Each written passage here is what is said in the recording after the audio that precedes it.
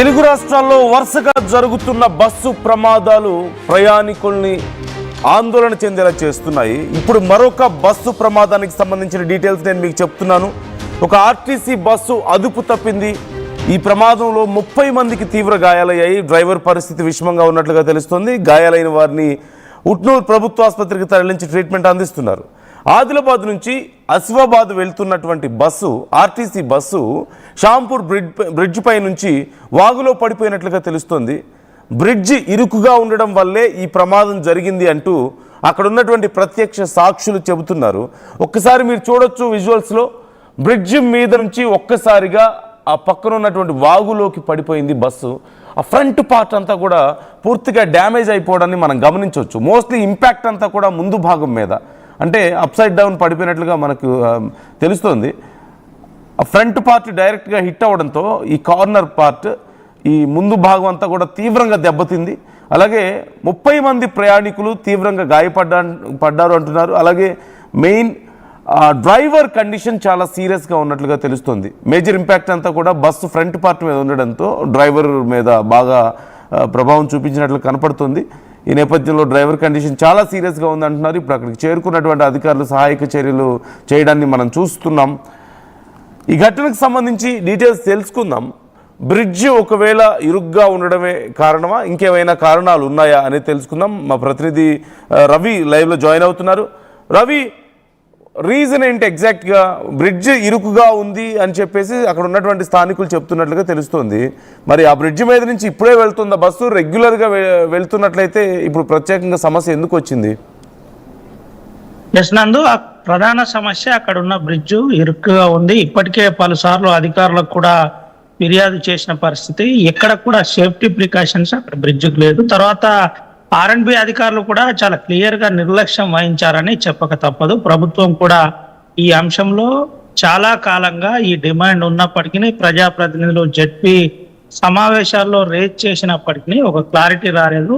ప్రజాప్రతినిధులు కూడా స్పందించలేదు, అధికారులు కూడా పూర్తి స్థాయిలో స్పందించలేదని చెప్పుకోవచ్చు. ఇక మనం ఒకసారి పూర్తి వివరాలు గనక వెళ్తే, ఆదిలాబాద్ డిపో నుండి నేరుగా ఆసిఫాబాద్ ఫస్ట్ షిఫ్ట్ లో స్టార్ట్ అయిన బస్సు నిన్న నైట్ లో ఆదిలాబాద్ లో నైట్ హాల్ట్ చేసింది. మార్నింగ్ 5:30కి ఆదిలాబాద్ నుంచి బయలుదేరింది. ఆదిలాబాద్ నుంచి బయలుదేరి నేరుగా ఊట్నూరు, జయనూరు, కెరమేరి ఇటు నేరుగా ఆసిఫాబాద్ చేరుకుంటుంది. అయితే ఆదిలాబాద్ నుంచి ఒక 50 కిలోమీటర్ల, ఒక 35 కిలోమీటర్ల ప్రయాణం అనంతరం షాపూర్ దగ్గర ఈ ఘటన చోటు చేసుకుంది. ఇంద్రవెల్లి మండలం షాపూరు బ్రిడ్జ్ వద్ద, వంతెన వద్ద ఈ ప్రమాదం చోటు చేసుకుంది. అయితే ఆ వంతెనకు సంబంధించి ఎటువంటి సేఫ్టీ ప్రికాషన్స్ ఉండదు. ఒక వాహనం కనుక వస్తే ఇంకో వాహనం ఆగవలసిందే. ఒకవేళ ఇంకో వాహనం ముందుకు వెళ్లే ప్రయత్నం చేస్తే ఇలాంటి ప్రమాదం జరిగే పరిస్థితి ఉంటుంది. అప్పటికే ఓవర్ స్పీడ్ మీద ఉందా, లేదంటే ఇతరత్ర కారణాలా, లేక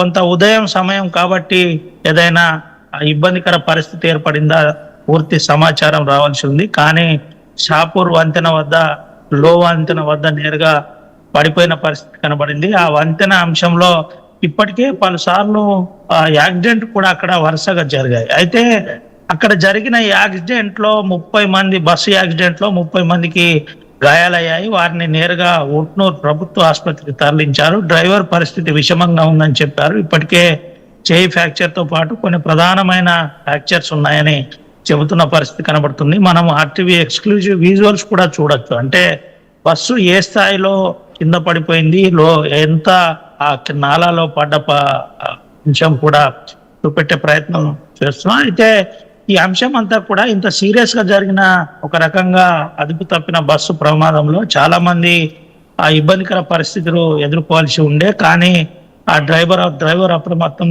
ఒకటి. రెండోది ఏంటంటే, ఇక్కడే ఉన్న కొంతమంది ప్రజలు వారిని కాపాడే ప్రయత్నం చేశారు. కాపాడి ఎంత హైట్ ఉండొచ్చు? బ్రిడ్జ్ పై నుంచి క్రిందకి పడిపోయింది కదా, సుమారుగా ఎంత హైట్ ఉండొచ్చు?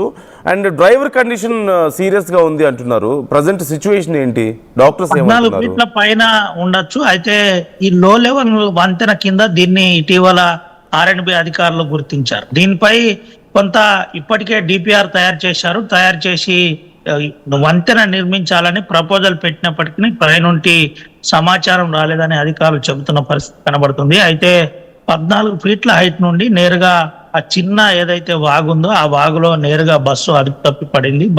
బస్సు అదుపు తప్పి పడడంతో 30 మందికి గాయాలయ్యాయి. అందులో ఇద్దరు కొంత సీరియస్ ఉన్నాడని తెలిసింది. వారిని వెంటనే ప్రభుత్వ ఆసుపత్రి నుంచి రిమ్స్ ఆసుపత్రికి తరలిస్తున్నట్టు మనకు తెలిసింది. అందులో డ్రైవర్ పరిస్థితి కూడా విషమంగా ఉందని చెప్తున్న పరిస్థితి కనబడుతుంది. అయితే చాలా కాలంగా బస్సు ప్రమాదం ఆ రూట్ లో జరిగింది. అయితే ఇటీవల కెరమెరి మండలంలో ఒక బస్సు ప్రమాదం జరిగితే ఇప్పుడు నేరుగా మరో బస్సు ప్రమాదం అది ఆదిలాబాద్ రూట్ లో జరిగింది. తర్వాత ఈ రోడ్ల పరిస్థితి కూడా మరీ అధ్వానంగా మారింది. ఎన్నిసార్లు అప్పీల్ చేసినా ఎమ్మెల్యేలు అసెంబ్లీలో చెప్పినా కానీ ఫలితం లేని పరిస్థితి కనబడుతుంది. గుంతలు ప్రధాన కారణం. గుంతల వల్ల తప్పించే ప్రయత్నంలో కూడా ఇలాంటి ప్రమాదాలు జరుగుతున్నాయని చెబుతున్న పరిస్థితి కనబడుతుంది. ఇప్పటికైనా ప్రభుత్వం స్పందించాలని అక్కడ ఎవరైతే కాపాడిన వ్యక్తులు ఉన్నారో వారు చెబుతున్న పరిస్థితి కనబడుతుంది. ఏది ఏమైనప్పటికీ ఈ రోజు జరిగిన ప్రమాదంలో కొంత ప్రజల వైపు ఎటువంటి ప్రాణహాని జరగలేదని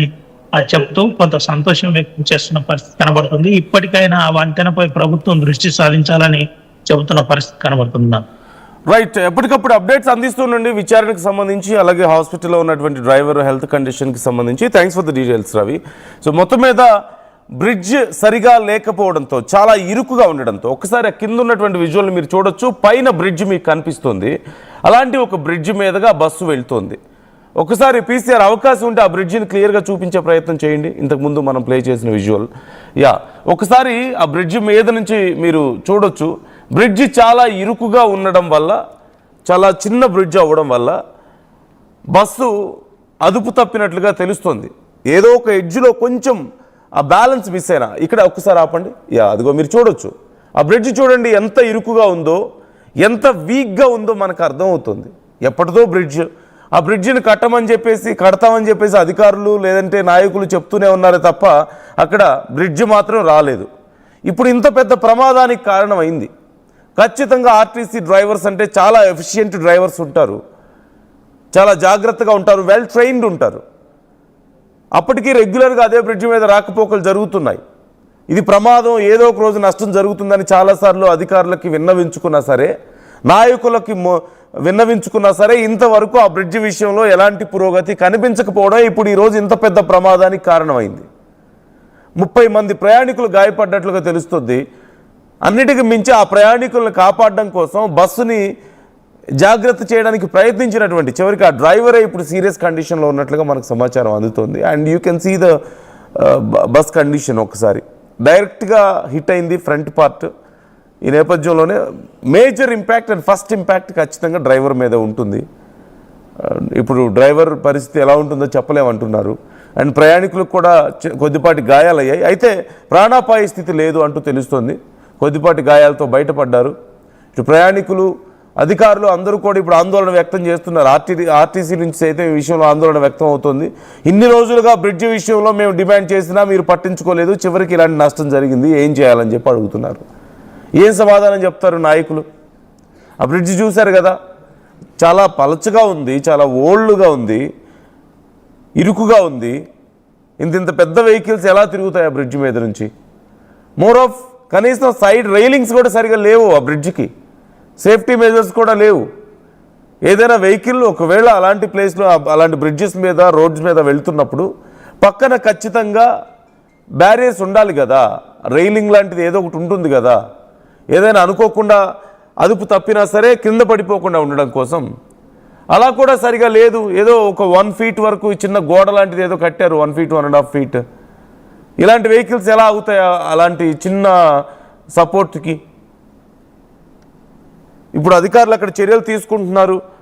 సహాయక చర్యలు అయిపోయినాయి, ఆల్మోస్ట్ ఫినిష్ అయినట్లుగా తెలుస్తోంది. ఇప్పుడు వాళ్ళందరినీ హాస్పిటల్కి తరలించారు. ఈ విషయానికి సంబంధించి ఇప్పుడు ఆర్టీసీ సైతం ఒక నివేదికను కోరినట్లుగా తెలుస్తోంది. ఎప్పటికప్పుడు ఆర్టీవీ అంశానికి సంబంధించి డీటెయిల్స్ అందిస్తూ ఉంటుంది. మీ అభిప్రాయాలను కామెంట్ చేసే ప్రయత్నం చేయండి.